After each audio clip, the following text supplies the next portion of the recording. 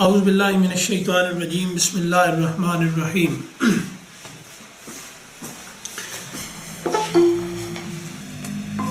قد افلح المؤمنون الذین هم فی صلاتهم خاشعون والذین هم عن اللغو معرضون والذین هم للزکاة فاعلون والذین هم لفروجهم حافظون صدق اللہ مولانا العظیم رب اشرح لی صدری ویسر لی امری واحلل عقدۃ من لسانی یفقہوا قولی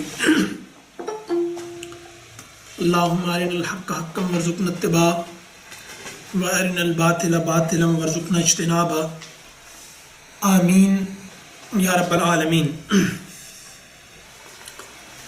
قد افلح المؤمنون، قد یہاں بالکل اسی طرح لگا ہوا ہے جیسے انا لگتا ہے اسم پر، ان الانسان لفی خسر، یہ آپ پڑھتے ہیں قد افلح، تو یہ تحقیق کے لیے ہے، حرف تحقیق ہے، یعنی ثابت ہو گیا۔ افلح اس نے فلاح پائی، افلح اس نے فلاح پائی۔ المؤمنون، یہ چونکہ افلح پہلے آیا تو اس میں واحد کا صیغہ استعمال ہوا۔ المؤمنون، فلاح پانے والے وہ کون ہیں؟ المؤمنون۔ قد افلح المؤمنون، فلاح پا گئے مومن۔ قد یعنی جو کام ہو چکا، مکمل ہو چکا، ماضی پر قد لگتا ہے تو یہ جیسے آپ یہ سمجھیں کہ پاسٹ پرفیکٹ کے معنی میں استعمال ہوتا ہے۔ قد افلح، اگر آگے مومنون نہ ہو تو پھر ہم اس کا ترجمہ کریں گے وہ فلاح پا گیا، لیکن آگے المؤمنون فاعل اس کا فلاح پانے والے وہ آگے آ رہا ہے، اس لیے ہم یہ ترجمہ کریں گے کہ مومن فلاح پا گئے، ایمان والے فلاح پا گئے۔ فلاح کا مطلب ہوتا ہے، فلاح کے لفظ میں فا، لام اور ہا، اس میں اس کے دو حصے ہیں، ایک ہے شق، شین اور قاف دو نقطوں والا شق،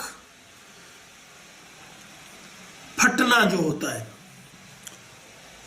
اور دوسرا ہے فوز و بقا، ایک پھٹ جانا، شق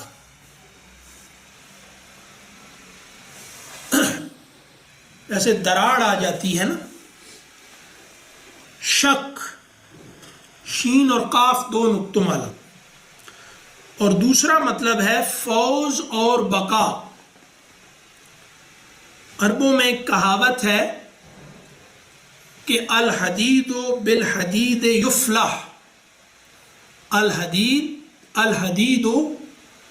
بالحدید یفلح، لوہے کو لوہا کاٹتا ہے، پھاڑتا ہے، چیرتا ہے، یہ شق کے معنی میں یفلح، الحدید بالحدید یفلح۔ تو اسی طرح شق کے معنی میں فلاح، جو کسان ہوتا ہے اس کو کہتے ہیں فلاح۔ فلاح جو زمین کو پھاڑ کر، ہل چلا کر اس میں دانہ کاشت کرتا ہے، اس کو کہتے ہیں فلاح۔ فے، لام الف ہا، لام پر شد کے ساتھ فلاح۔ کسان، ہل چلانے والا. تو یہ ہے فلاح کا مطلب، یعنی قد افلح المؤمنون. تو مومن فلاح پا گئے، پہلا معنی بھی اس میں ہے، یعنی جتنی مشکلات اور رکاوٹیں زمین پر آ کر ان کے راستے میں تھیں خدا تک پہنچنے میں، مومن ان تمام رکاوٹوں میں سے راستہ بناتے ہوئے، جیسے کشتی سمندر کو پھاڑتی ہوئی اپنی منزل کی طرف جاتی ہے، بالکل اسی طرح ایک مومن وہ اپنے راستے میں آنے والی تمام رکاوٹوں کو بالکل اس کشتی کی طرح جو منزل پر پہنچنے کے لیے اپنے راستے میں آنے والی لہروں کو چیر دیتی ہے، پھاڑ دیتی ہے، ٹھیک ہے، شک کر دیتی ہے اپنے راستے میں آنے والی لہر کو. تو وہ لہروں کو چیرتی ہوئی کشتی کی طرح، جیسے وہ کشتی لہروں کو چیرتی ہوئی اپنی منزل تک پہنچتی ہے، اور اگر وہ یہ نہ کر سکے تو وہ لہریں اس کو ادھر ادھر لے جائیں گی. تو پہلا معنی شک کا قد افلح المؤمنون، مومن فلاح پا گئے. مومن کا مطلب ہوتا ہے خیانت نہ کرنے والا. یہ ابھی عرض کریں گے آگے ابھی اس آیت کے ہی ذیل میں کہ الف میم نون کے مادے کا جو مطلب ہے نا، وہ ہے خیانت نہ کرنے والا، امانت دار مومن. رکاوٹیں ہیں اللہ کے ساتھ تعلق میں، یہ دنیا بار بار اپنی طرف کھینچتی ہے، اور ہماری جو یہ زندگی کی کشتی اس سمندر میں چل رہی ہے تو یہ اس کو ادھر ادھر کرنے کی کوشش کرتی ہیں. لیکن بہرحال یہ اللہ تک پہنچ جاتے ہیں، لیکن اپنی منزل تک پہنچ جاتے ہیں. لیکن کیسے فلاح کیسے پاتے ہیں وہ میں عرض کرتا ہوں. دوسرا مطلب ہے فوز و بقا، یعنی کامیابی، اور وہ کامیابی ایسی جو باقی رہنے والی ہو. فوز کامیابی، فوز و بقا، فلاح میں دونوں مطلب ہیں، کامیابی اور باقی رہنے والی کامیابی، عارضی کامیابی نہیں. تو اب یہاں دوسرا ہے قد افلح المؤمنون، مومن. یہ اس کا روٹ ورڈ ہے حمزہ میم اور نون. اس کا پہلا مطلب ہے ضد الخیانہ، یعنی خیانت کا متضاد. ضد الخیانہ، ضد الخیانہ. یہ سورہ مومنون ہے اور اس کی پہلی آیت ہم پڑھ رہے ہیں. اب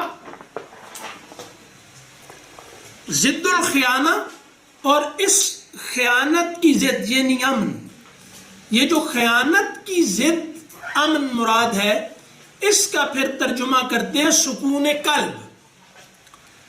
یعنی مومن کو سکون قلب حاصل ہوتا ہے، اور وہ اس وجہ سے ہوتا ہے کہ وہ خائن نہیں ہوتا. اس کو اللہ کی طرف سے جو جو امانتیں سپرد کی گئی ہیں وہ اللہ کی مرضی سے استعمال کرتا ہے. تو امن کا مطلب ہے، امن خیانت کی ضد ہے. ظاہر ہے کہ امن تبھی قائم رہتا ہے جب خیانتیں مختلف طرح کی ہوتی ہیں. ہر جرم خیانت ہے، ہر گناہ خیانت ہے. تو کہیں امن قائم تبھی ہوتا ہے جب ہر ایک جو بھی اس کو ذمہ داری دی گئی وہ ادا کرے، حقوق و فرائض کا لحاظ رکھا جائے. تو بس یہی امانت ہے. ضد الخیانہ، اب ضد الخیانہ کہہ کر جو امن مراد ہے، اس امن کو کہتے ہیں سکون قلب. اور دوسرا مطلب ہے تصدیق. تصدیق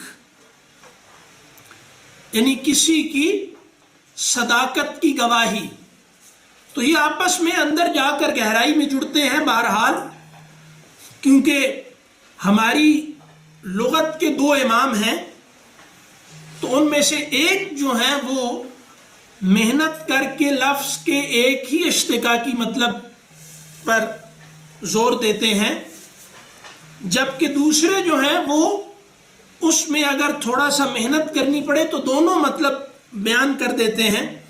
بہرحال اب یہ جیسے تصدیق اور سکون قلب یا ضد الخیانہ، ان پر اگر تھوڑی گفتگو کی جائے تو یہ نیچے جا کر آپس میں مل جائیں گے۔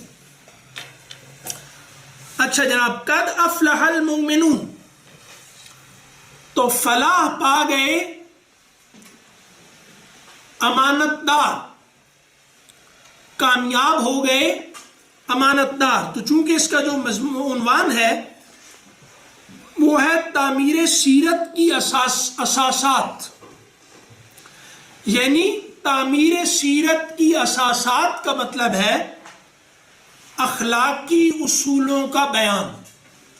اخلاق وہی ہے جو عرض کیا تھا کہ تخلیق کا مادہ بھی یہی ہے، تو تخلیق تعمیر ہوتی ہے، تعمیر سیرت کی اساسات، سیرت کی تخلیق کی بنیادیں، یعنی اخلاقی اصولوں کا بیان۔ ٹھیک ہے جی، تو اب الذین ہم فی صلاتہم خاشعون، فلاح پا گئے امانت دار، مومن فلاح پا گئے جو خائن نہیں ہوتے۔ قرآن نے کہا نا کہ اللہ آنکھوں کی خیانت کو بھی جانتا ہے، ٹھیک ہے، اِنَّهُ يَعْلَمُ خَائِنَةَ الْأَعْيُنِ۔ تو اب آنکھوں کی جو خیانت ہوتی ہے اللہ اس کو بھی جانتا ہے، تو خیانت کی قسمیں بتائی ہیں، یعنی ہاتھ خیانت کرتے ہیں، آنکھیں خیانت کرتی ہیں، زبان خیانت کرتی ہے، کان خیانت کرتے ہیں۔ تو اب جو ہمیں جس نے دیا ہے اگر اس کی ہدایت سے اس کو استعمال نہ کیا گیا تو بس سادہ معنوں میں یہ خیانت ہے۔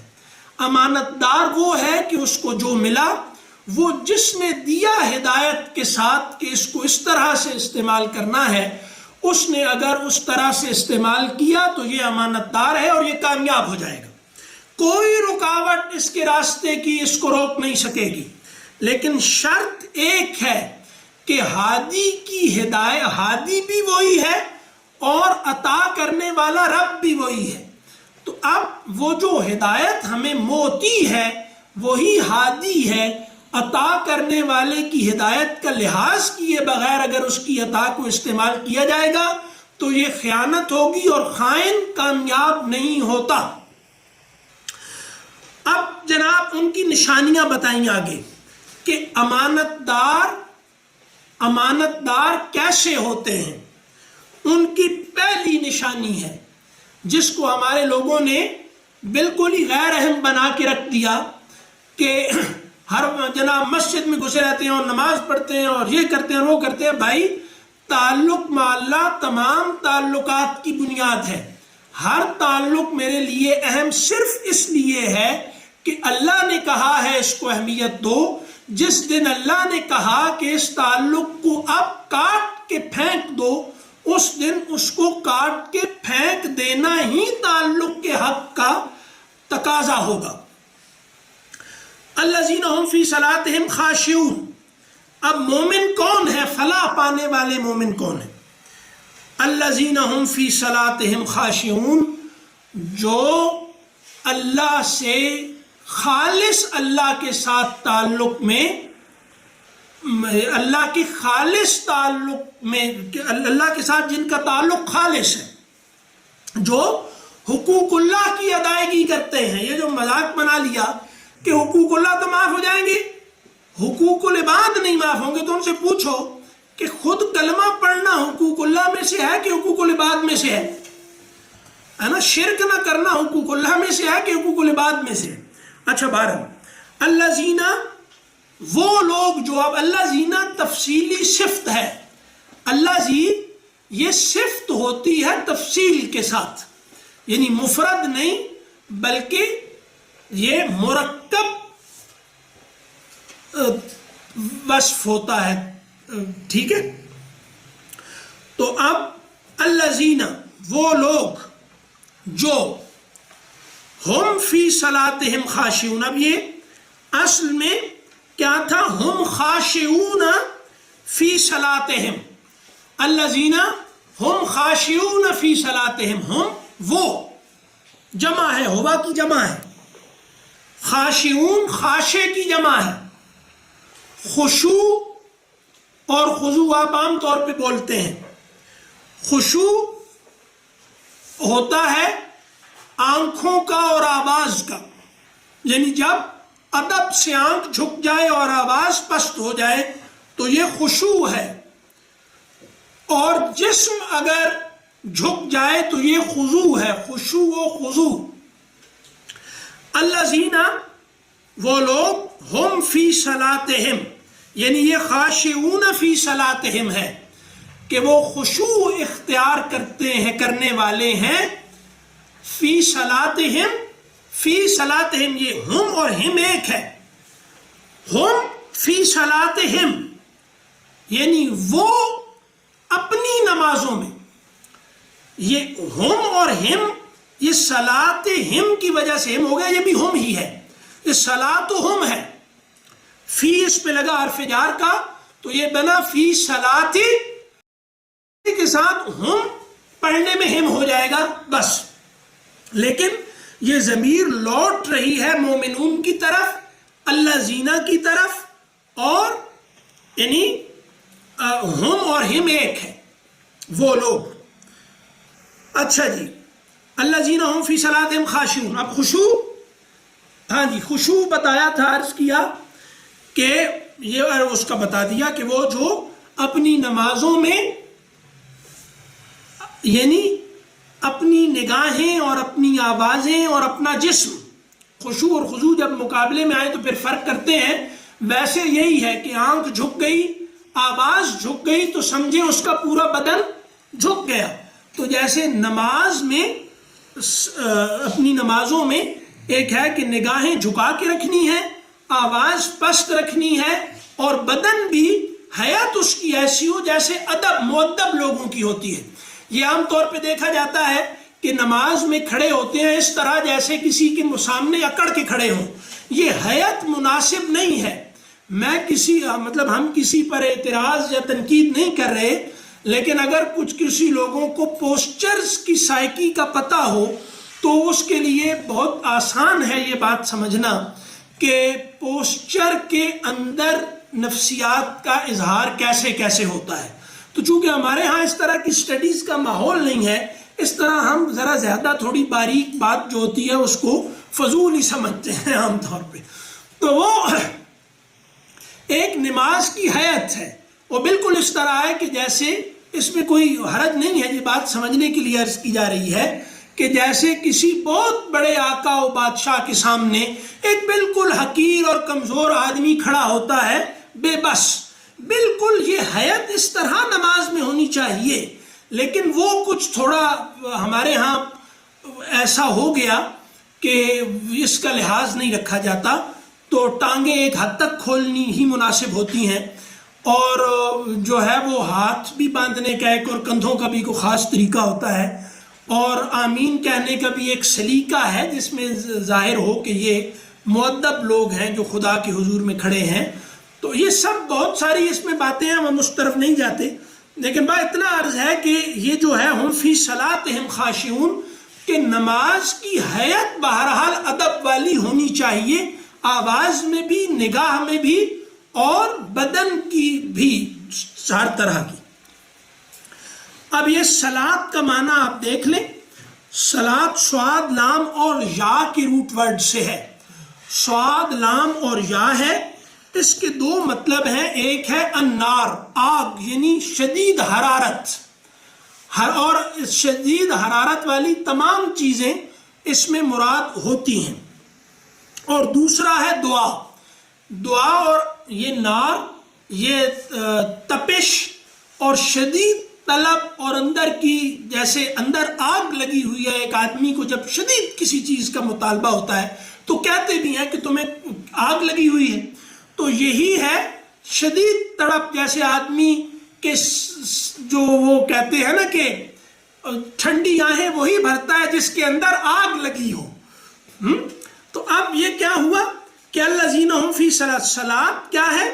وہ نار. تو یہ نار ان معنوں میں اچھے معنوں میں ہے، جیسے وہ کہتے ہیں نا سلیت العود بالنار، میں نے آگ سے عود جلایا، یعنی جو خوشبو جس سے پھیلتی ہے نا، یہ وہ جیسے ایک تپش ہے جس سے آپ یہ سمجھیں کہ مثبت معنوں میں یہ استعمال ہوتا ہے. تو دوسرا ہے دعا، یعنی شدید بے چینی. دو مطلب ہیں صاد لام یا کے، ایک شدید تپش حرارت اور دوسرا دعا. تو دعا جیسے کئی دفعہ عرض کیا کہ آدمی کا جیسے شعور اور وجود کا نقطہ اتصال ہوتا ہے، وہ سارے کا سارا دعا میں جمع ہو کر خدا کے حضور میں اپنی عرض جیسے پیش کرتا ہے. تو دوسرا اب آگے دیکھیں، الذین هم فی صلاتہم خاشعون، جو تڑپ رہے ہوتے ہیں تعلق مع اللہ میں، ادب کو ملحوظ رکھتے ہیں پھر بھی. الذین هم فی صلاتہم خاشعون، تو صلات ان معنوں میں نہیں ہے، یعنی نماز جو ہے یہ جیسے شدید وجودی مطالبہ ہے اور اظہار بھی ہے اپنی عبدیت کا. الذین هم فی صلاتہم خاشعون، یہ وہ لوگ ہیں جو شدید محبت میں بھی اللہ سے تعلق کے ادب کو ملحوظ رکھتے ہیں. تو جو ادب کی تعریف اہل علم نے بتائی کہ انتہائی قرب میں شائستگی اختیار کرنا، تو یہ نماز انتہائی قرب ہے اور خاشعون شائستگی ہے، خشیت شائستگی ہے. جو انتہائی قرب میں، قرب کی انتہا میں بھی شائستہ رہیں، وہ مؤدب ہوتے ہیں. تو الذین هم فی صلاتہم خاشعون کا یہ ترجمہ ہے کہ مومن وہ ہیں جو اللہ کے ساتھ انتہائی قرب میں بھی شائستہ رہتے ہیں. وہ دھمال ڈالنی نہیں شروع کر دیتے، وہ وجد میں آ کے تو جو ہے وہ پاگل ہو کے اور دیواروں کو ٹکرے نہیں مارتے پھرتے، تو یہ اس طرح کے تماشے نہیں کرتے. ٹھیک ہے جی. تو اب یہ ہوا کہ یہ جو ہے نا ایک عالم کا بیان ہے اور بہت وجد آمیز ہے، تو وجد انگیز ہے سوری. تو وہ یہ ہے کہ یہ جو ہوتا ہے نا کرامتوں کے اشتہار دینا، جہاں بھی آپ دیکھیں اللہ نے ان کو اتنا ذلیل کیا ہے کہ رکشے کے دھوئیں سے اٹ رہے ہیں یہ، جہاں جہاں وہ اپنی کرامتوں کے اشتہار دینے والے جو ہوتے ہیں نا، رکشے کے پیچھے جناب وہ کرامت دھوئیں میں اڑ رہی ہوتی ہے. تو اب وہ جو کہتے ہیں کہ اپنی کرامت کا اشتہار، یعنی کرامت کیا ہوتی ہے، یہ ویسے ٹائم نہیں، کچھ بھی نہیں ہوتی. یہ بس یہ ہوتا ہے کہ آپ جب مجاہدہ کرتے ہیں تو اپنے آپ اپنے اوپر ایسا مجاہدہ کرتے ہیں کہ جو فطرت میں نہیں ہوتا. تو فطرت بھی پھر آپ کا تھوڑا لحاظ کرتی ہے، اس پر پھر کبھی بات کریں گے. لیکن کرامت پر اسرار معنی میں استعمال نہیں ہو رہا بالکل بھی. اب یہ جو جیسے کسی کے خواب میں حضور آ گیا تو یہ کوئی چھوٹی بات ہے، لیکن اب اہل علم یہ کہتے ہیں، یہ بہت سخت جملہ ہے، لیکن یہ اسی طرح کے سخت جملے ہی بات سمجھانے میں معاون ہوتے ہیں، کیونکہ ہم ویسے نازک مزاج ہو گئے ہیں بہت زیادہ. وہ یہ ہے کہ اپنی کرامت کا اشتہار ایسا ہی ہے جیسے سینٹری پیڈ کا جھنڈا بنا لینا، بس یہ بات ہے. تو اب کیا ہے کہ یہ ادب کے خلاف ہے.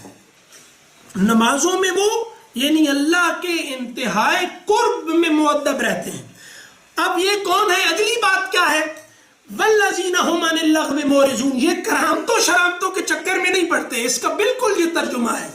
والذین هم عن اللغو معرضون، لغو کا میں عرض کرتا ہوں ابھی، والذین اور جو اپنی نمازوں میں خشوع اختیار کرتے ہیں، یہ ایک باطل تصوف چونکہ ہمارے ہاں رائج ہو رہا ہے مشرف صاحب کے زمانے سے ہی، اور یہ صوفی کونسلیں اور یہ دھمال اور یہ ڈرامے سارے، انگوٹھیاں اور تسبیحاں اور پتہ نہیں کیا کیا ایک چل رہا ہے نا ہر طرف، تو اس لیے وہ بہت زیادہ پھیل گیا ہے، اور اس کی ہلاکت ہم تو دیکھ رہے ہیں، آپ لوگ بھی شاید دیکھ رہے ہیں اللہ، اور نہیں دیکھ رہے تو اللہ بچائے گا آپ کو، ٹھیک ہے جی۔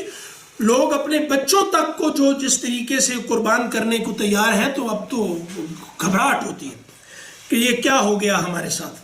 تو والذین هم عن اللغو معرضون، تو جو لوگ مومن، فلاح پانے والے مومن کون ہیں؟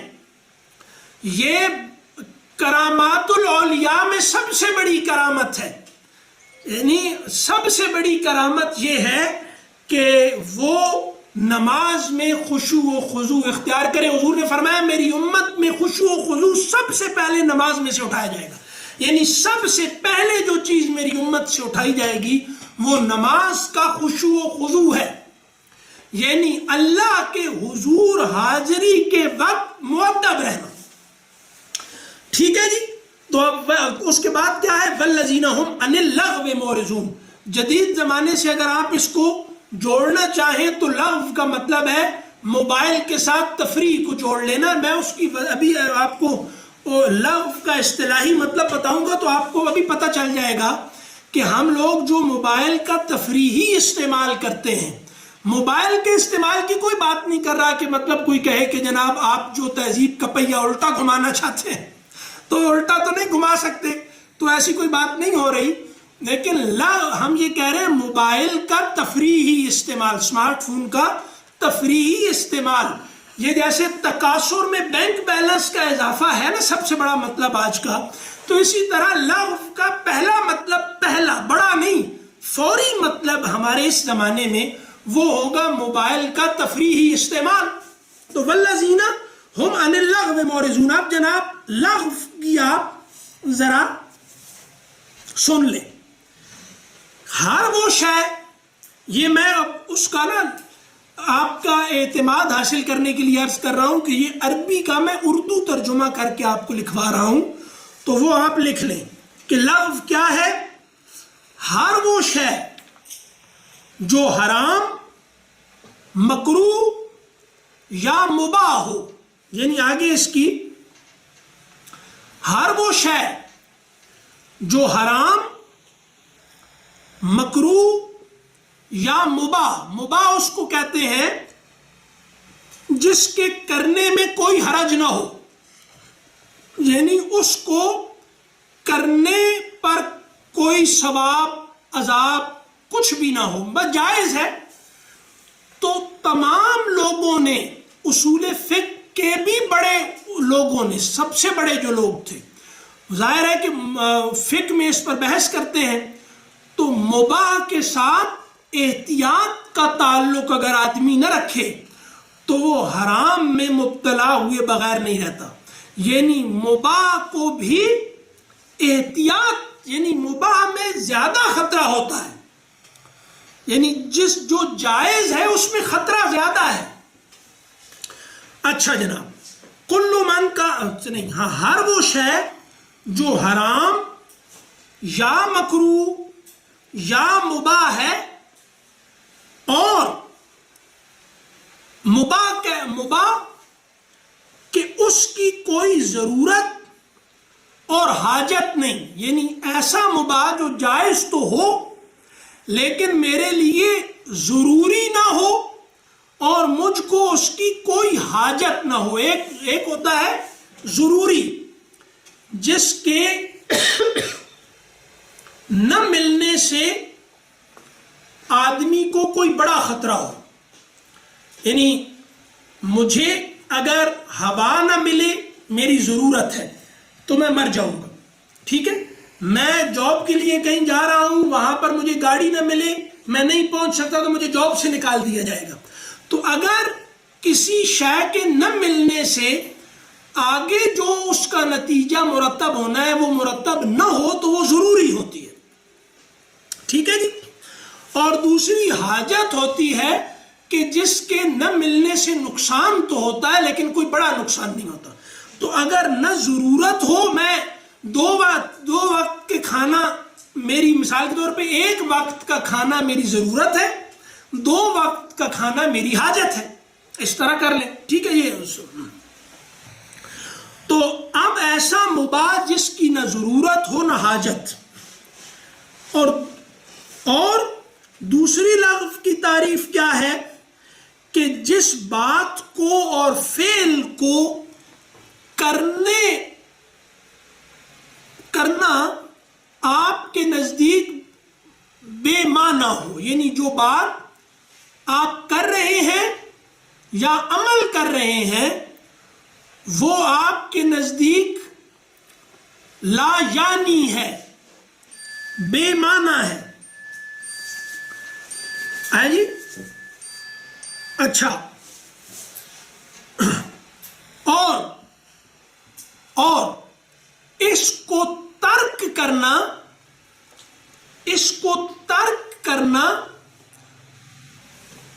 عزت کی ضرورت ہو، یعنی معزز آدمی اس میں اگر پڑے تو برا لگے، مروت کے خلاف ہو.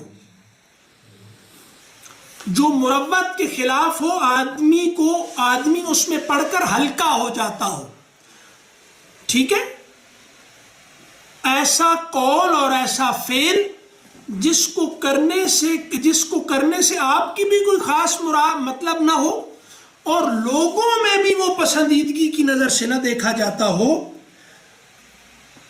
ٹھیک ہے. اور اس کو ترک کرنا شریف لوگوں کا وتیرہ ہو. ہر سوسائٹی میں معزز لوگ ہوتے ہیں، معزز لوگ اس کو ترک کرتے ہوں، باوقار لوگ.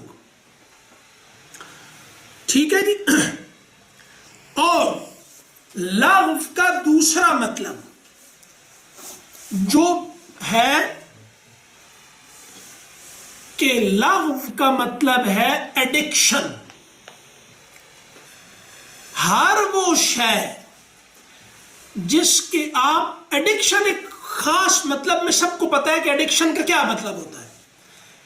لغو کا دوسرا مطلب ہے ایڈکشن. ٹھیک ہے جی.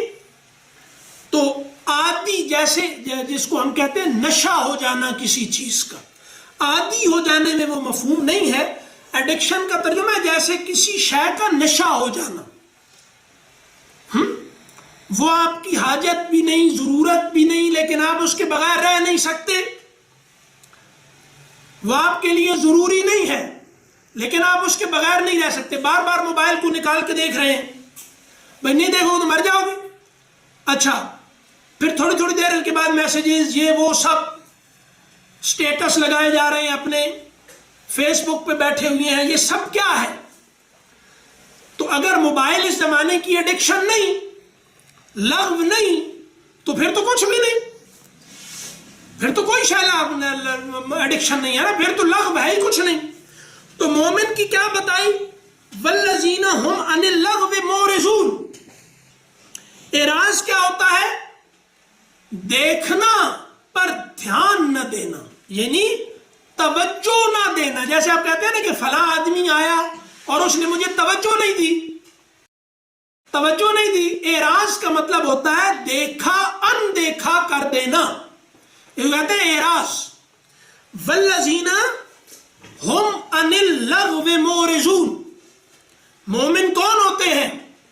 مومن وہ ہوتے ہیں جو فضولیات کی طرف توجہ ہی نہیں دیتے. ٹھیک ہے. اور کسی ایسی چیز کے عادی نہیں ہوتے جو ان کی، یعنی جیسے کہیں نا کہ نہ ضرورت ہے نہ حاجت ہے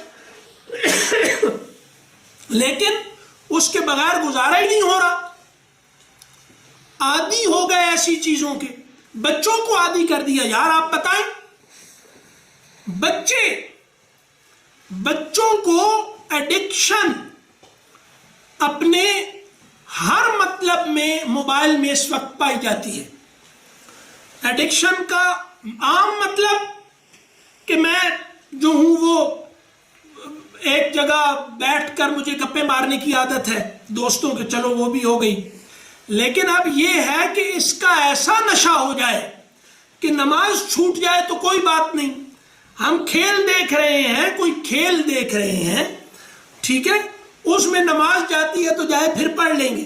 اب یہ ایڈکشن ہے، اور اس سے پھر آخری معنی ہے کہ وہ اب سارے آخری معنی آپ خود اپنی اپنی مرضی کے مطابق اس کے نکال لیں۔ تو ایڈکشن لغو کا اگر اس وقت موبائل کا تفریحی استعمال مراد نہیں تو پھر میرا خیال ہے کہ ہمارے لیے پھر لغو کا کوئی مطلب نہیں، پھر قرآن ان لوگوں کے لیے تھا، اس زمانے کے لیے تھا، ٹھیک ہے جی۔ اچھا جی، والذین هم عن اللغو معرضون، اور ایسے لوگ جو یہاں ترجمہ کیا شاہ صاحب نے، اور جو لوگ نکمی بات پر دھیان نہیں دیتے، یعنی اس کا دوسرا پھر مطلب کیا ہوا کہ مومن وہ ہوتا ہے جو کام پر دھیان دے، کام پر توجہ دے، کام پر، یعنی جس سے اس کی ضروریات جڑی ہیں، جس سے دوسروں کی ضروریات جڑی ہیں، جس سے اس کی آسائش چلو جڑی ہے، دوسروں کی آسائش جڑی ہے، تو وہ صحیح۔ اب جناب بیٹھے ہوئے ہیں، سیاسی بریکنگ نیوز خبروں پہ بیٹھے ہیں اور وہ کیا نیوز چینل دیکھ رہے ہیں، اب یہ لغو ہے کہ نہیں؟ نیوز چینل پہ مطلب اب بندہ پتہ نہیں کیا کہے، لیکن وہ جو لوگ ہیں وہ ان کی بات نکمی بات نہیں ہوتی، وہ بالکل اس طرح کہ انہوں نے بالکل آپ کو سکرین پہ چپکا کے رکھنا ہے، بس آپ کی آنکھ سکرین سے چپکی ہونی چاہیے، ان کا کام بس یہ ہے، آپ کہیں اور توجہ نہ دے سکیں، دھیان آپ کا نکمی بات پر ہی ہو۔ تو لغو پر دھیان آپ کا ہو، نیوز چینلز کا بس ایک کام ہے، یہ کچھ نہ کچھ ایسا کرتے رہیں گے، کچھ نہ کچھ ایسا کرتے رہیں گے کہ بس آپ ہر وقت اس میں لگے رہیں، آپ سکرین پہ چپکے رہیں، آپ کی آنکھیں، تو یہ لغو ہے بھائی۔ آپ موبائل سے نظر نہیں، وہ اپنا کیا نام ہے اس کا، نیوز چینلز کی خبر، اس سے آپ نظر نہیں سکرین سے ہٹا سکتے، تو یہ لغو نہیں ہے تو پھر کیا ہے؟ وہ ردی ترین لوگ، ردی ترین گفتگو، کچھ بھی نہیں ہے، بس پتہ نہیں وہ کیا ہے۔ اچھا آگے کیا فرمایا؟ والذین هم للزکاۃ، ہاں جی، والذین، یہ بالکل اسی طرح الذین هم فی صلاتہم خاشعون، یہ بھی ہے والذین، اور وہ لوگ ہم عن اللغو معرضون، یعنی ہم معرضون عن اللغو، کیا ہے کہ ہم معرضون عن اللغو، جیسے اس کا کہا تھا کہ ہم خاشعون فی صلاتہم، تو یہاں پہ کیا ہے کہ ہم مبتدا اور معرضون خبر، ہم اور عن اللغو یہ متعلق خبر، ہم معرضون عن اللغو، تو وہ اعراض کرنے والے ہیں، دھیان نہیں دیتے، کس پر؟ ایسی کسی بھی بات پر جس کا دنیا یا آخرت میں کوئی فائدہ نہ ہو، یعنی دنیا کے لحاظ سے بھی وہ فضول ہے اور آخرت کے لحاظ سے بھی وہ فضول ہے۔ تو یہ اگر ایسی کسی بات پر جس کا فائدہ نہ آخرت میں نہ دنیا میں، اور یہ اگر کر رہے ہیں تو یہ لغو ہے، لغو۔ والذین هم للزکاۃ فاعلون، اور یہ کون سے لوگ ہوتے ہیں؟ یہ وہی ہے، بالکل ترکیب ایک ہے اس کی، والذین،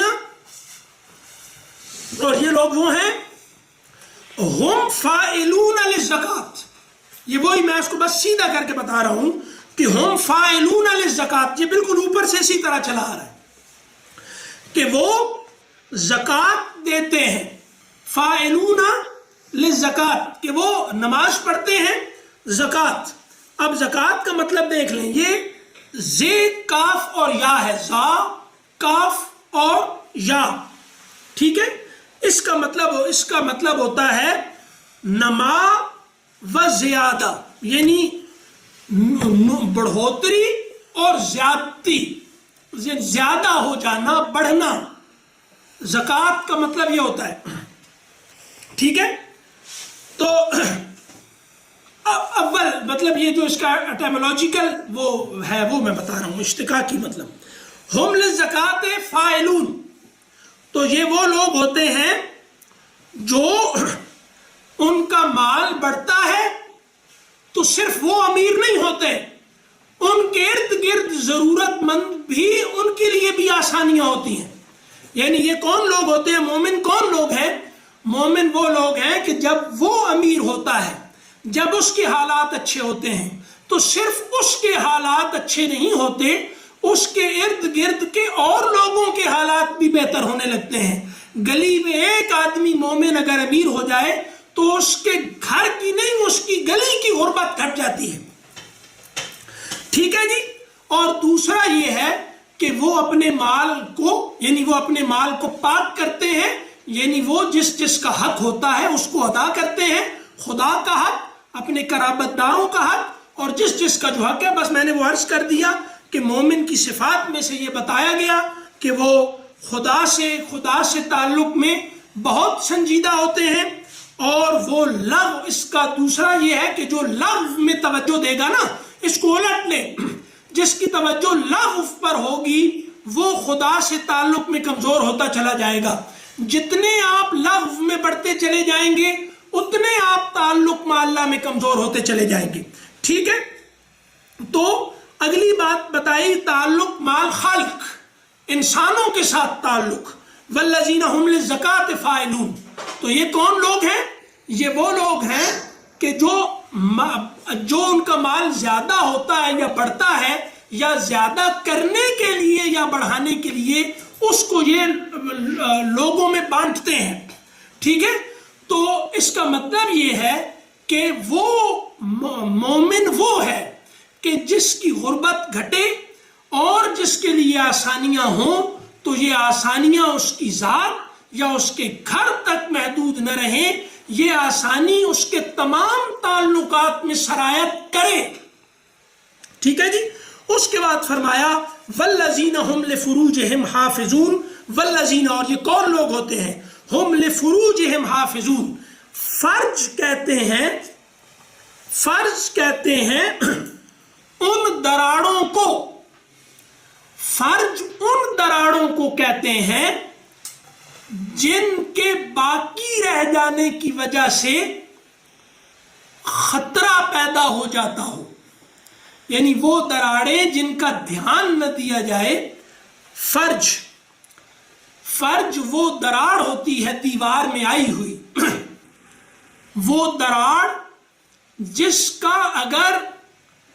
کو اگر تلاش نہ کیا جائے اور اس کا حل نہ نکالا جائے تو پوری بنیاد کو گرا دیتی ہے۔ فرج دیوار میں آئی ہوئی وہ دراڑ ہوتی ہے جو آپ کے علم میں آئے یا نہ آئے وہ دیوار گرا دے گی، اور اگر آپ نے اس دیوار کی، اس دراڑ کا حل نہ کیا کوئی، تو پوری عمارت گر جائے گی۔ تو فرج کہتے ہیں دراڑ کو، اوپننگ کو۔ ٹھیک ہے، والذین ہم لفروجہم حافظون، اور یہ لوگ وہ ہوتے ہیں جو اپنی شخصیت کا جو سب سے کمزور پہلو ہے، یعنی انسان جس میں سب سے زیادہ بے بس ہو جاتا ہے، اور انسان کے اندر جو سب سے بڑی کمزوریوں میں سے ایک کمزوری ہے، ٹھیک ہے، جبلت سب سے زیادہ آدمی کو نقصان دیتی ہے اس کی فرج کے راستے سے، یعنی جن کا ترجمہ شرمگاہیں کیا جاتا ہے۔ تو جو آدمی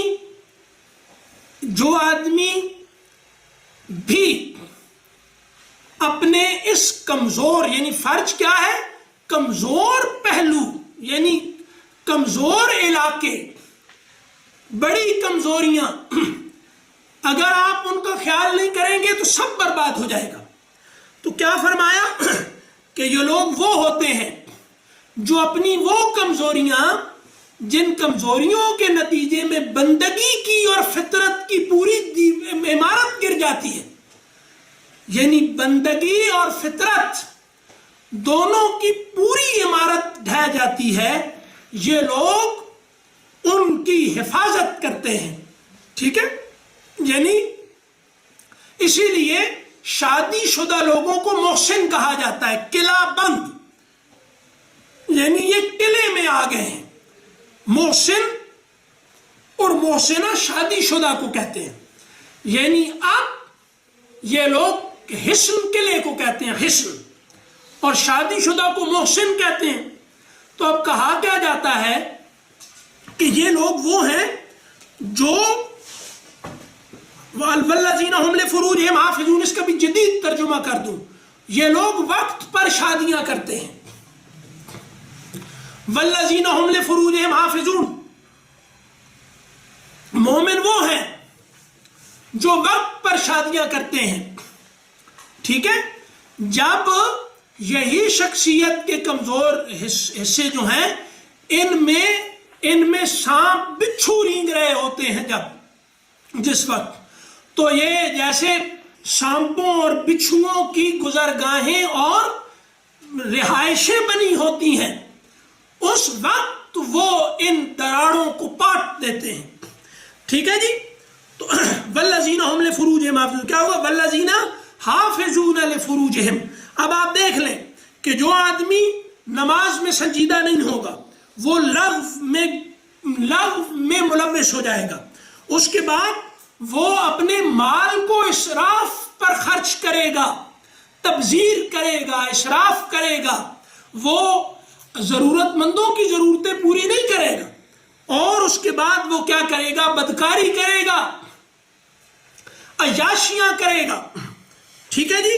والذین هم لفروجہم حافظون. اور آپ دیکھ لیں کہ آپ کی پوری سوسائٹی جن لوگوں کو اپنا لیڈر اور قائد مان چکی ہے، میں ایک نازک بات کر دوں، اور مطلب یہ اللہ کرے کہ گراں گزرے ہمیں، اور یہ کر دوں کہ ہماری سوسائٹی کب ختم ہوگی؟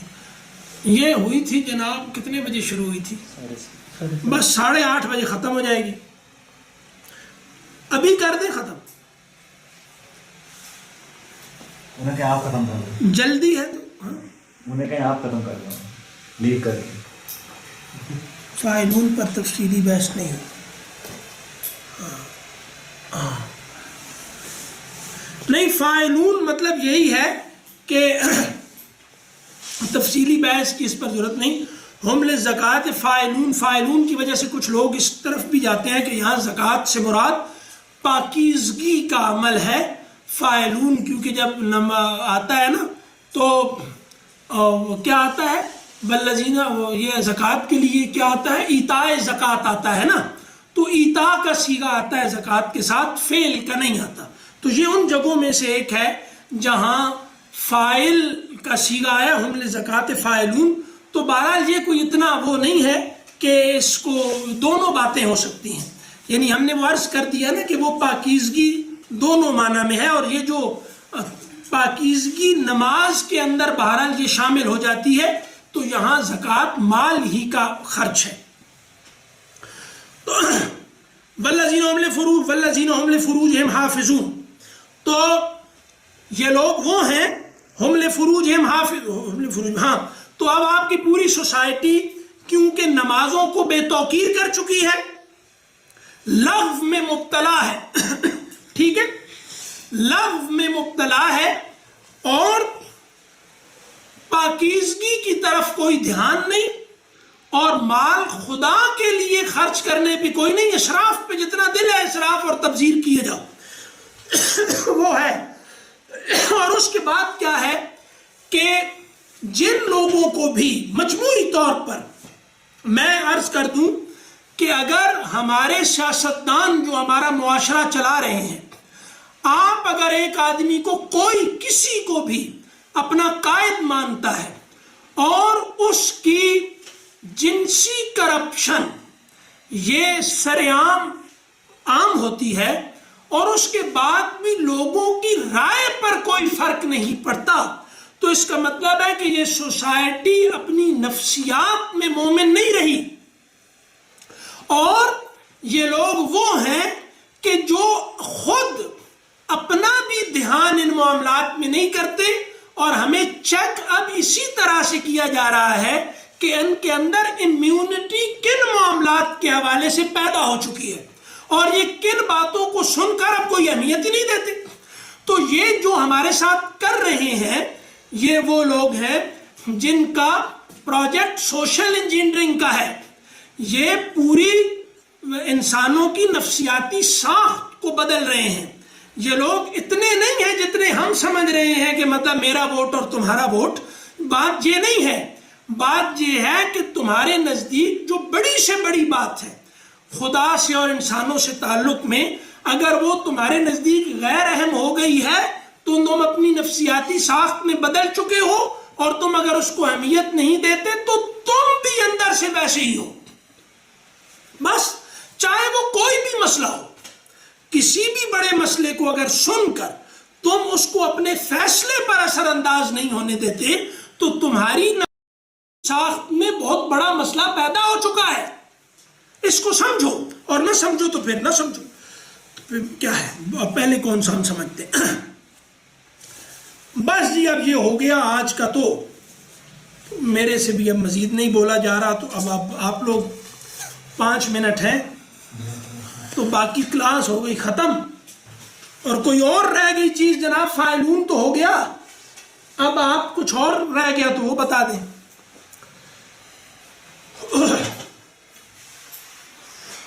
کلاس ختم ہے، اب جو جانا چاہے وہ جا سکتا ہے، پر شاید اصل باتیں ہم اب ہی کریں، اب کریں۔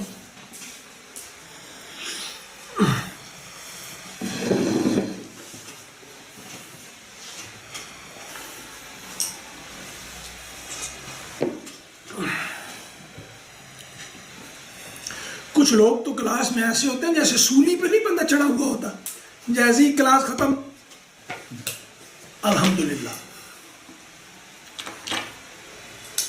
جان بچی سوال کھو۔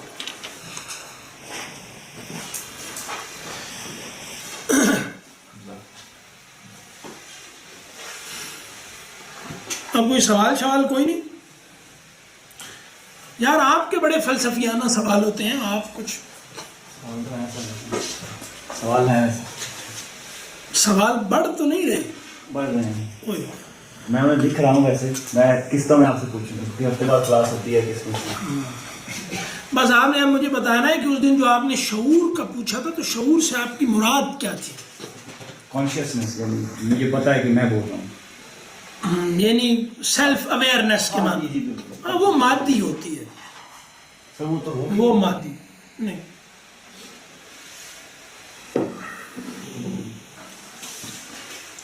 سیلف اویئرنیس کے معنی میں جو آپ نے بولا نا، تجھے خودی کا جو فلسفہ ہے، ہاں فلسفہ خودی یہ نہیں ہے، یعنی میں جس کو ہم اس طرح سے، وہ ایک ہے کہ جس کو آپ کہتے ہیں نا سیلف اویئرنیس، اگر آپ اویئر نہیں ہیں، یعنی آپ کے اندر کچھ چیزیں حالت شناخت میں نہیں ہیں، تو بھی آپ کی خودی زندہ ہے نا۔ مطلب وہ ایک ہے چیزیں شناخت کر لینا، اور بہت سی چیزیں ایسی ہوتی ہیں جو ہم شناخت نہیں کر رہے ہوتے لیکن ہمارے اوپر وہ اثر انداز ہوتی ہیں، ہم اصل میں وہ ہیں۔ اگر یہ کہہ دیا جائے کہ خودی کانشسنس ہے تو یہ میرا نہیں خیال کہ اقبال کی مراد ہے، یہ ایک اندر آدمی کے جس پر اس کی پوری، یعنی میں ہوں، یہ نہیں بدلتا، سب بدلتا رہتا ہے۔ یار یہ ان کو تو وہ ایک باریک سی شے ہے کہ مطلب مجھے بعض دفعہ یہ جیسے ہم کہتے ہیں نا کہ ویو آف کانشسنس ہوتی ہے، شعوری رو، تو شعوری رو کیا ہوتی ہے کہ مجھے پتہ نہیں ہے کہ میں سوچ رہا ہوں، لیکن میں سوچ رہا ہوں، میرا پورا پروسیس ذہنی چل رہا ہے پر مجھے نہیں پتا، اور جیسے ہی مجھے پتہ چلے گا وہ رک جائے گا۔ اس کا انحصار بھی خودی پر۔ لیکن یہ ہے بہت خطرناک شے، آدمی پاگل ہو جاتا ہے. زیادہ سوچنے سے نہیں سوچنے سے نہیں، لیکن سر ہمارے جی یہاں تو یہ ہوتا ہے نا کہ جو ہم سوچ رہے ہوتے ہیں ہمیں وہ پتا ہوتا ہے کہ ہم کیا سوچ رہے ہیں. ہاں نہیں، وہ سوچنا نہیں ہے، میں وہ بات نہیں کر رہا. ایک آپ کے ارادے کو آپ کی سوچ معطل کر دیتی ہے، وہ خود مختار ہو جاتی ہے. آپ کی سوچ نے کدھر جانا ہے یہ آپ کا ارادہ اس میں نہیں ہوتا. یہ قرۃ العین حیدر نے جو آگ کا دریا لکھا ہے نا، یہ اسی ٹیکنیک پر لکھا ہے ہمارے یہاں. شعوری رو کا مطلب ہے آپ سوچ رہے ہیں اور لکھ بھی رہے ہیں اور چل بھی رہے ہیں، لیکن آپ کو نہیں پتا. اس میں آپ کچھ تبدیلی کرنا چاہیں تو بھی نہیں کر سکتے. جیسے شاعروں کیا ہوتا تھا نا، ایک آورد ہوتی تھی اور ایک آمد ہوتی تھی. جی بس ایک چیز کا میں نے پوچھنا تھا، سورہ المومنین جو ہے اس کا کانٹیکسٹ کے بارے میں تھوڑا سا پوچھنا تھا. فار ایگزامپل یہ مکی سورہ ہے، تو یہ جب نازل ہوئی تھی تو کیا اس وقت کیا ماحول تھا، کیا وقت تھا؟ تھوڑا سا اس کے بارے میں بیک گراؤنڈ کے بارے میں. اب شان نزول میں ایک تو بہت زیادہ اختلافات ہیں اور کوئی مضبوط روایات نہیں اس میں ملتی. تو شان نزول کا مطلب جو ہے نا، وہ ہم صحابہ کے ہاں یا ان کے زمانے میں یہ ہوتا تھا کہ یہ آیت اس سے متعلق ہے، یعنی ایک آیت کے چار شان نزول و بیان صحابہ نے کیے ہیں. اب وہ کہتے یہ کیا ہے؟ وہ کہتے تھے کہ صحابہ جب شان نزول کی بات کرتے تھے نا، تو اس سے مراد ہوتی تھی کہ اس طرح کے حالات ہیں جس میں یہ وہ نازل ہے. تو بس شان نزول انسان ہے، یعنی انسان اور اس کے حالات. اس زمانے میں ظاہر ہے کہ اس زمانے میں بھی مومن کی ایک معیاری تعریف تو کرنی تھی، وہ کر دی قرآن نے. تو ویسے روایات مضبوط نہیں ہیں شان نزول کے حوالے سے، زیادہ بس کمزور زیادہ ہیں، اور ہیں بھی نہیں. ہر آیت کے حوالے سے شان نزول نہیں ملتا.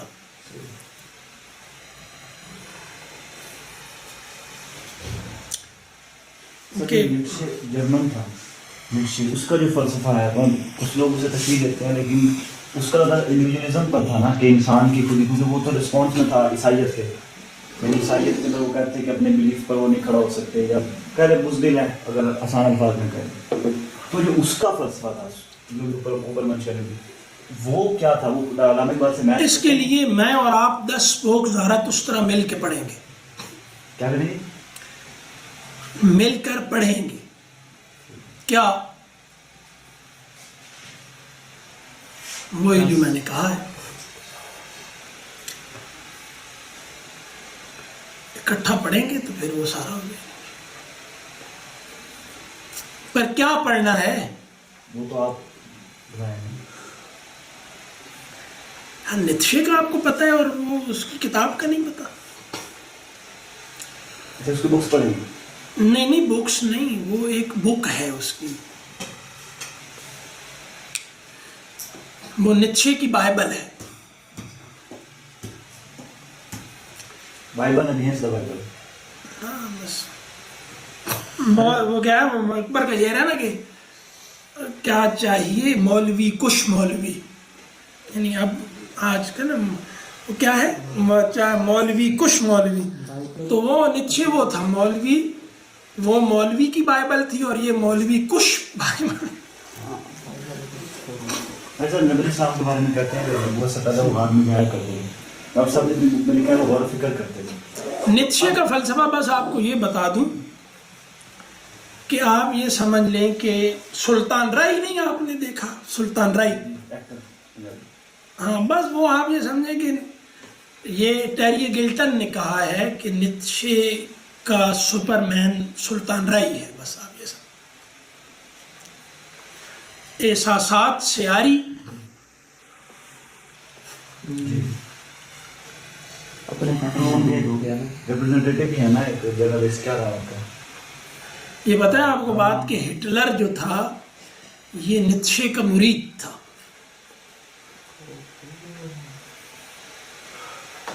اس کی پروڈکٹ تھی.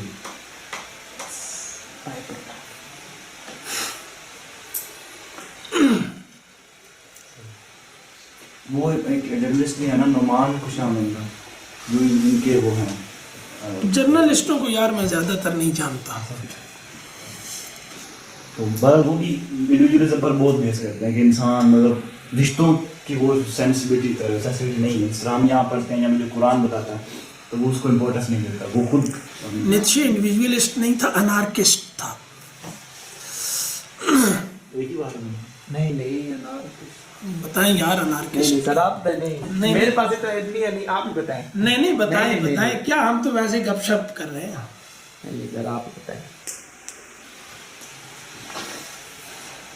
تو سر اس کو یہ کہہ سکتے ہیں کہ وہ پروڈکٹ تھا اس کے اگینسٹ جو بھی بائبل تھی, جو بھی عیسائی کلچر تھا چرچ کا, پوپ کا.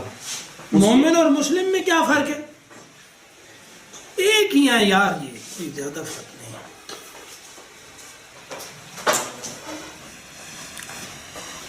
تو اس طرح کہہ سکتے ہیں کہ نیچے خود یعنی ایک صرف رسپانس تھا چرچ کا, یعنی خود اس کے پاس آپ اس طرح کہہ رہے ہیں نا کہ وہ فلسفہ سے آری تھا. نیتشے کا جو ہے نا مورل کانشسنس, یہ سارے چرچ سے زیادہ تھا. یعنی سارے پادریوں کو ایک طرف کر دیں, اور نیتشے کے اگر آپ مورالٹی کو دیکھیں نا, وہ کیوں ہوا ماسٹر مورالٹی اور سلیو مورالٹی اور یہ سب, اس نے کیوں مذہب کی ساری مورالٹی کو رکھا سلیو میں. وہ سقراط کو پتہ ہے کیا کہتا تھا کہ یہ شیطان تھا انسان کے روپ میں. صحیح کہہ رہا تھا. ہاں, یہ نیتشے صحیح کہتا تھا. آپ صحیح کہہ رہے ہیں. نہیں میں تو کیا, میں تو بھائی یہ چاہتا ہوں کہ ہم لوگ مطلب آپ ٹائم نکالیں نا, تو ہم سقراط سے تو سر کر لے فائدہ. اس کی کتاب ہے 10 سپوک زاراتھسٹرا, وہ میں اور آپ مل کے پڑھتے ہیں. ٹائم نہ لیں, میں تو ہر وقت ہی فری ہوتا ہوں, ابھی چلتے ہیں. ویسے آپ اس ٹائم تو نہیں, صبح تو نہیں ہوتے آپ ادھر اکیڈمی میں؟ میرے خیال آپ ادھر ہوتے ہیں قرۃ القرآن میں. جہاں میں سر انارکی میں کیپٹلزم والی کنسیپٹ بھی, اور ریچزم, ایلیٹسزم, انڈیویجولزم, یہ تو سارا کچھ ہی پھر اس کے اندر تھوڑا تھوڑا فال کرتا ہے, ہلکا. مونارکی بھی ہلکا سا ٹچ دے رہی ہے, چیزیں ہلکا آ رہی ہے اس میں. سر اگر اس کو اگر آپ ایک لفظ میں کہیں تو انسان کو حیوان بنانے کے فرض میں انسان کو سیلف سینٹرڈ کافی زیادہ بنایا گیا ہے. سر سقراط کو جتنا پازیٹیو دکھایا گیا نا, میں نے جتنے اس کو پروگرام کیا تو اتنا کوئی ہے تو نہیں سقراط, اتنا نہیں ہے سر. بالکل ایک بات اگر کوئی ہوگی تو کوئی نکل آئی ہے, تو ورنہ کوئی حقیقت سے آشنا ہی نہیں کیا ہوا. بات جنہوں نے ریویوز لکھے ہوئے ہیں اس کے اوپر تو بات وہی پازیٹیو کر کے دکھا دی ہیں. ان کی تو سر ڈیٹس میں ہی بہت اختلاف ہے تینوں کی. ڈیٹس میں پلیٹو میں, ارسطوٹل میں, تو آگے شاگردیاں چلتی آ رہی ہیں نا, بڑے اختلافات ہیں, میری بڑی بحث ہوئی ہے کالج میں بھی استادوں کے ساتھ, تو نہیں بتاتے پازیٹیو نیگیٹیو چیزیں نہیں دکھاتے. نظر اسلام کے بارے میں کہتے ہیں کہ وہ غور و فکر کرنے والے میں جایا کرتے تھے زیادہ جان. تو وہ کس چیز پر غور و فکر کرتے تھے جس کی وجہ سے ان کو بعد میں دین ابراہیمی پر تھے. اچھا, اور جو اس سے پیچھے سوسائٹی تھی ان کا کیا حال ہوگا؟ یعنی اس وقت جیسے ہے نا کہ ان کو ڈراؤ, ان سے پہلے نہیں ڈرایا گیا ان کے آباء و اجداد. تو اب جو آباء و اجداد نبی علیہ السلام سے پہلے تھے ان کا کیا معاملہ ہوگا؟ نبی کو بھی دیکھا, حجت بھی نہیں کھائیں. اور دوسرا یہ کہ وہ گمراہی میں تھے. فطرت کے زمانے کے بارے میں کہتے ہیں کہ توحید فطری ہے, اس کے بارے میں پوچھا جائے گا, تفصیلی نہیں پوچھا جائے گا. یہ ایک انڈرسٹینڈنگ ہے. اب اللہ جانے اللہ کے ہاں کیا ہوگا. ظاہر ہے کہ اگر کسی آدمی تک دعوت نہیں پہنچی تو وہ اس کے اندر جو اچھائی اور برائی کا شعور ہے اس کے حوالے سے تو جواب دہ ہے نا.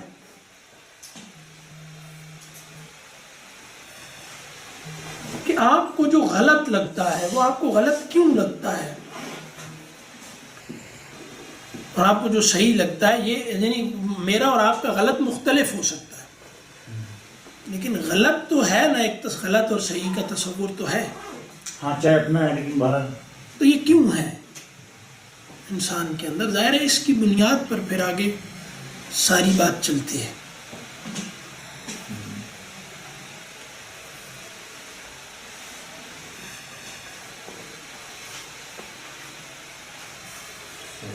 ایسا بھی پوچھا ہوگا کہ ہم نے وہ جب حراست قیامہ کے اندر کہ یہ لوگ بند مشرقین مکہ کو لوگوں تھے، وہ عقل مند لوگ تھے کہ وہ جانتے تھے ان کا انجام کیا ہوگا، قیامت کو مان لیا جائے.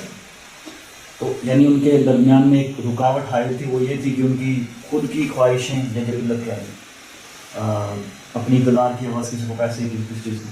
تو اب وہ رکاوٹ تھی. ایک تو یہ ہمارے پاس پوائنٹ آف ویو آ گیا تھا. ایک میں اپنی کوئی صورت پڑھ رہا تھا تو اس میں آیا تھا کہ یہ لوگ ان کو سمجھ نہیں لگتے، یعنی یہ ان کو اتنے شعور نہیں ہے ان میں کہ یہ سمجھ سکے کہ قیامت یا آخرت ہوگی.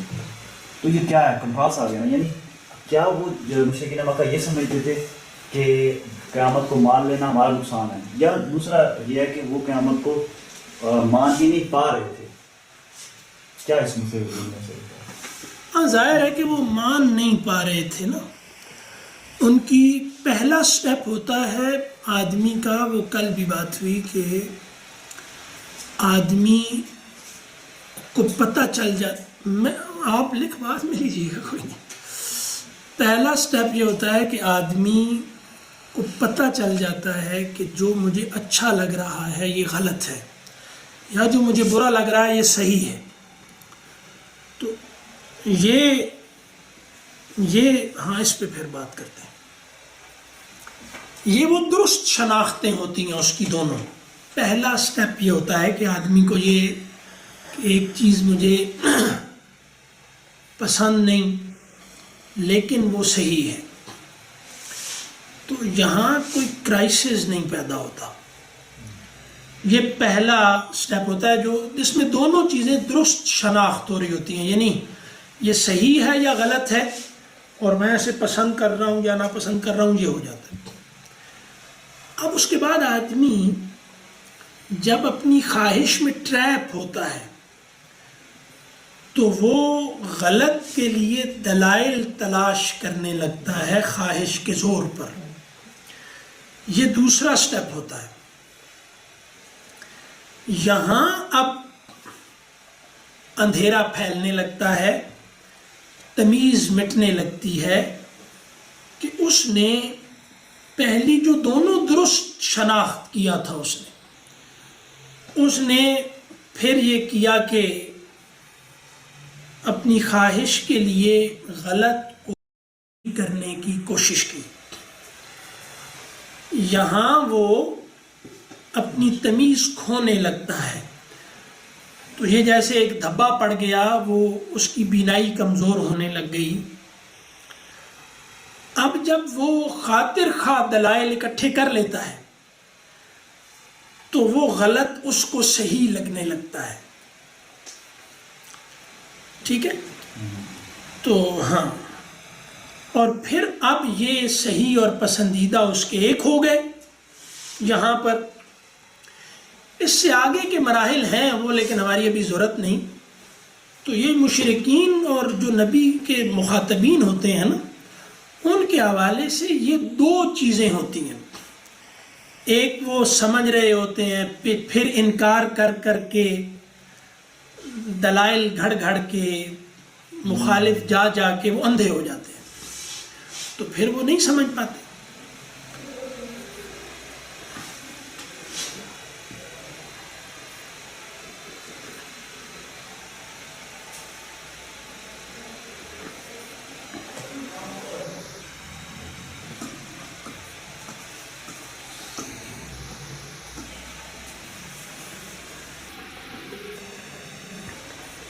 اچھا وہ ادھر کوئی تھا پتہ نہیں. لاشعور میں جو ڈیٹا سیو ہوتا ہے وہ غلط اور صحیح کی تمیز کے بارے میں انسان کو گائیڈ کرتا ہے. لاشعور میں جو ڈیٹا سیو ہوتا ہے صحیح کی تمیز کے بارے میں، غلط اور صحیح تو شعور ہی ہوتا ہے. پتہ نہیں پسند ناپسند لاشعوری ہوتی ہے، اللہ جانے اب.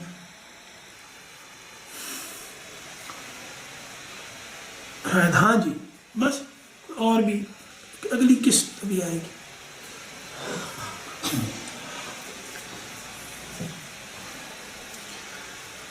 اپنے جوابات بھی یار ان باتوں پہ آپ بتائیں نا ہمیں. اپنے بھی ہوں گے سر.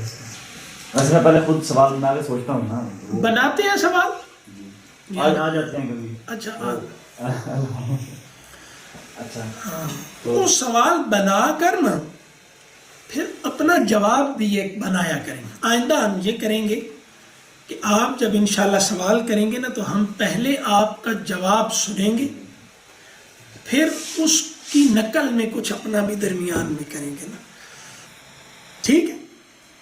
بس اب جو باقی سوال ہیں ان کے جوابات بھی آپ ساتھ ہمیں، کہ یہ میرا سوال ہے اور یہ میرا جواب ہے، اور اب تم اس پر کیا کہتے ہو. اور ایک سوال ہوتا ہے، خواب کے اندر ہماری جو روح ہوتی ہے وہ جدا ہو جاتی ہے، وہ کون سی کوئی یہی پلیسمنٹ ہے، وہ کیا حالت ہوتی ہے ہماری خواب کے اندر؟ کیا ہم کوئی ہم کہہ نہیں سکتے. اس بارے میں ابن قیم ہم نے کتاب الروح پوری لکھی، لیکن اس کے بارے میں بھی کہتے ہیں کیونکہ مسئلہ اس میں وہ یہ ہے کہ وہ یہ بھی کہتے ہیں کہ ابن قیم نے نہیں لکھی، یعنی وہ اس میں کچھ ایسی چیزیں ہیں. تو روح کے بارے میں کچھ نہیں ہمیں پتہ، بس جو پتہ یہ متشابہات ہیں. دیکھیں متشابہات اور محکمات کا فرق سمجھیں. متشابہات وہ ہوتی ہیں جن کے بارے میں جو ہمیں علم ہے اس سے زیادہ ماننا ضروری ہو، کہ جو ہمیں پتہ ہے یہ اندازہ ہے اور اس سے زیادہ ہے بہت، ہم کچھ متعین نہیں کر سکتے. اور محکمات وہ ہوتی ہیں کہ جو ہمیں پتہ ہے بس وہ صحیح ہے اور اس کے علاوہ نہیں ہے. ٹھیک ہے؟ تو اس لیے متشابہات کی تحقیق میں ہم پڑے رہیں بے شک، لیکن اس سے ہم متعین نہ کریں اس کو. یعنی متشابہات غور و فکر کے لیے ہیں، متعین کرنے کے لیے نہیں. اب ایک فائنل پوائنٹ نہیں، متشابہات ہوتی وہ ہیں کہ جن کو متعین کرنے کی صلاحیت ہمارے پاس نہیں ہے، اس لیے وہ اس طرح کی زبان میں بتائی گئی ہیں تاکہ ہمیں کچھ اندازہ ہو جائے اور ہم بالکل ہی محرومی کی حالت میں نہ رہ جائیں. اس کو متشابہات کہتے ہیں. سر یہ خودی کا ایک جزء بن سکتا ہے سیلف اسٹیم؟ سیلف اسٹیم سے کیا مراد ہے؟ سیلف رسپیکٹ کے مادے میں آتا ہے کہ یعنی کہ انسان کو ایک چیز معلوم ہے کہ یہ چیز بری ہے، لیکن آپ کے اوپر جتنی بھی فورسز آ رہی ہیں آپ اس کو اپنی سیلف رسپیکٹ سیلف اسٹیم کو آپ اتنے یعنی کہ خودی میں یہ مطلب ہے کہ آپ جو ہے نا کو نہیں سیلف اسٹیم کا مطلب خود اعتمادی لفظی میں. ہاں خود اعتمادی ہے اس میں. خود اعتمادی تھوڑا سا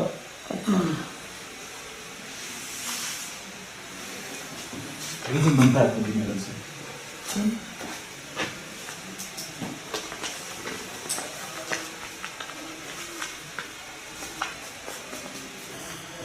آپ لوگ آپس میں طے کر لینا کہ سیلف اسٹیم کا کیا مطلب ہے. یعنی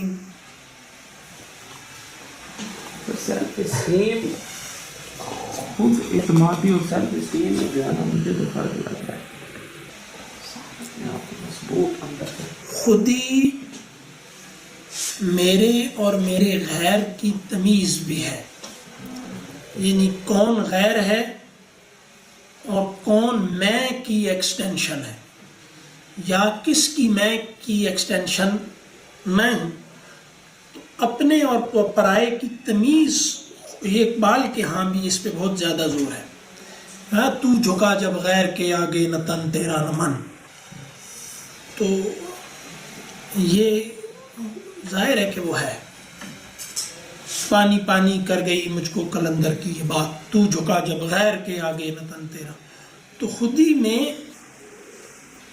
غیر کی شناخت ضروری ہے. یعنی خودی ہے ہی اس لیے اقبال کے ہاں کیونکہ مغربی تہذیب کے مقابلے میں کھڑے ہوئے تھے نا، تو خودی کا تصور ہے ہی اس لیے تاکہ ہم ان کو غیر کے طور پر شناخت کر سکیں.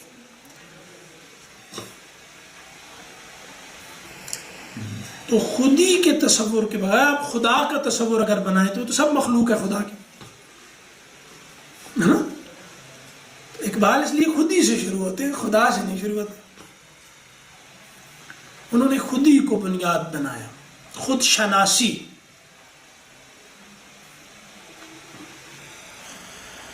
خدا کو کی بات آ گئی تو سر اس بارے میں کچھ کہیں خدا کے بارے میں.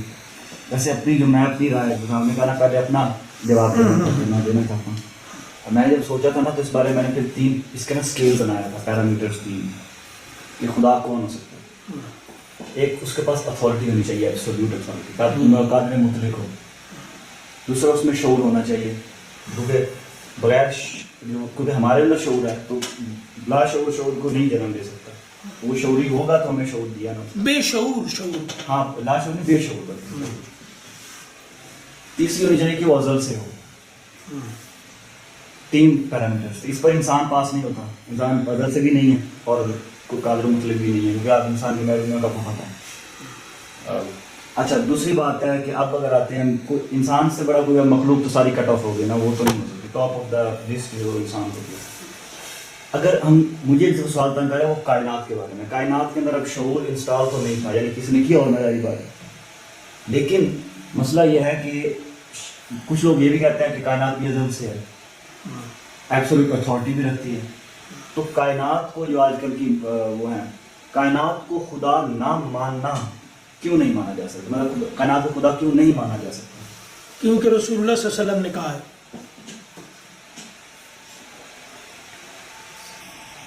کہ یہ مخلوق ہے.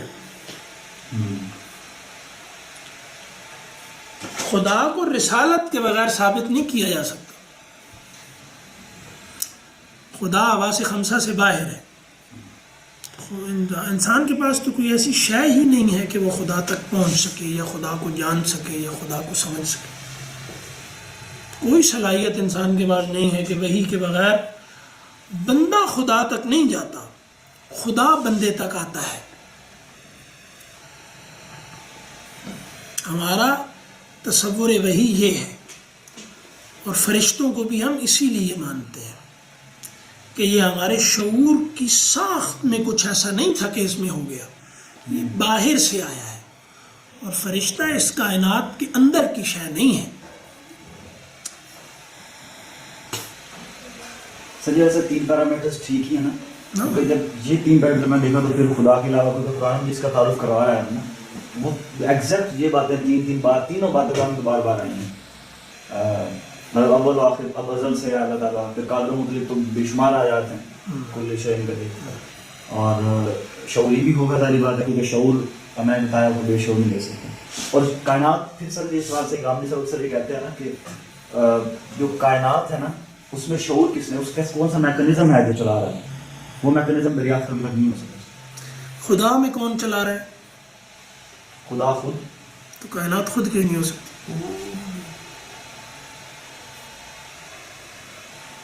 وہ شعوری نہیں ہے، یعنی وہ شعور نہیں دے سکتی کیونکہ ہم شعوری ہیں، اور وہ بے شعور شعور کو شعور. کس نے کہا نیچر انسان سے زیادہ ذہین ہے؟ نیچر تو انسان سے بہت زیادہ ذہین ہے. انسان کا ذہن تو نیچر کے اسی لیے پرانے لوگ پوری کائنات کو کہتے ہیں انسان اکبر.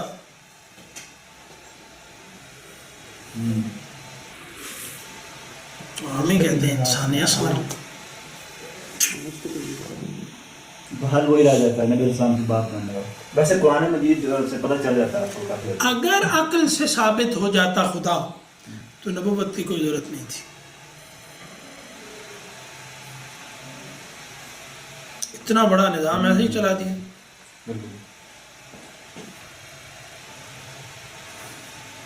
ایک اور بات ہے، نبی جو ہوتے ہیں نا، نبی انبیاء اور خدا جو ہوتا ہے یہ ان بائسنس کا ان بائس ہوتے ہیں. ان کوئی بھی مخلوق ان بائس نہیں ہوتی. ان بائس کا کیا مطلب ہے کہ جہنم نہیں خدا میں نہیں بائس یعنی جانبدار ہوتی ہے. مطلب میں جانبدار ہوں، ان بائس نہیں ہوتے. اچھا نہیں ہوتے، یعنی کہ میں جانبدار ہوں گا کسی کے بارے میں، رائے بھی کیا لیں جو بھی کیا لیں. اللہ جانبدار ہے، قرآن مجید سے یہ ثابت. تو یہی آپ کہنا کہ اللہ جانبدار نہیں ہے.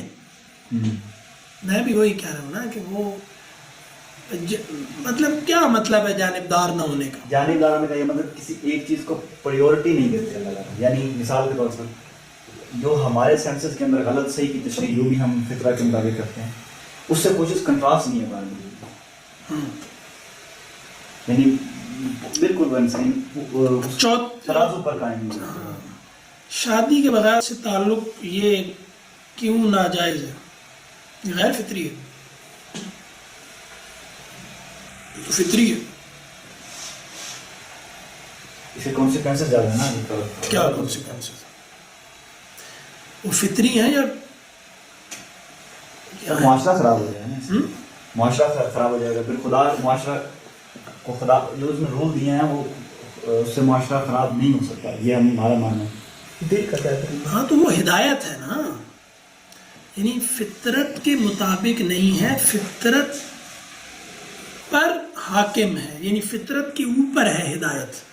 فطرت میں یہ بات شامل نہیں ہے کہ اگر ناجائز تعلق کوئی قائم کرتا ہے تو یہ تو ہے فطری ہے. یہ فطرت اس کے خلاف فطرت میں کہاں ہے؟ انفرادی طور پر یعنی جب آپ کہہ رہے ہیں کہ یہ معاشرہ خراب ہو جائے گا تو یہ فطرت کا مسئلہ تو نہیں ہے. کیا خراب ہوگا؟ مندے مر جائیں گے، انسان کا مسئلہ قتل و غارت ہو جائے گی تو قتل بالکل فطری ہے، وہ غیر فطری ہے. انسان کا مسئلہ ہے نا، فطرت کا نام ہے. کیا میں یہی کہہ رہا ہوں نا کہ ہمارے اندر جو چیزیں پائی جاتی ہیں وہ فطرت کے عین مطابق ہیں، یہ بالکل ٹھیک ہے. لیکن ہمارے اندر غیرت پائی جاتی ہے تو فطرت میں تو یہ نہیں پائی جاتی.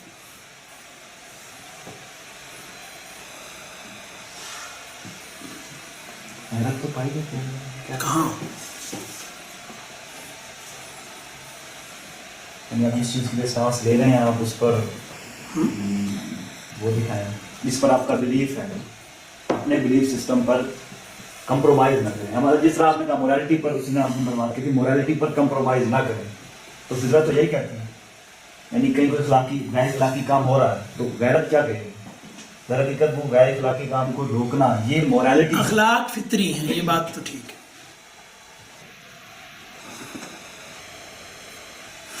وہ اخلاق کا ہی نتیجہ کیا وہ کام روک رہے ہیں، غیرت دکھاتے ہیں.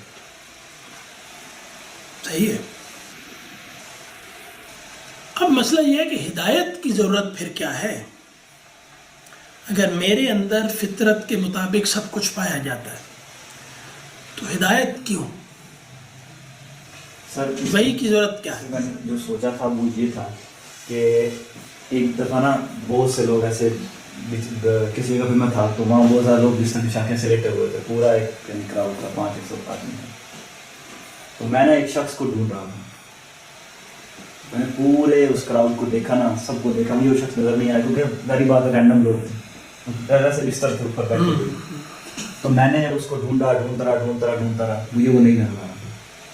تو پھر میرے ذہن کو بات کلک کی کہ یار اس کو بند کر انسان دیں، فطرت پر چل کے تو چلے ہی جا رہے ہیں. حقیقت تک پہنچ سکتا ہے.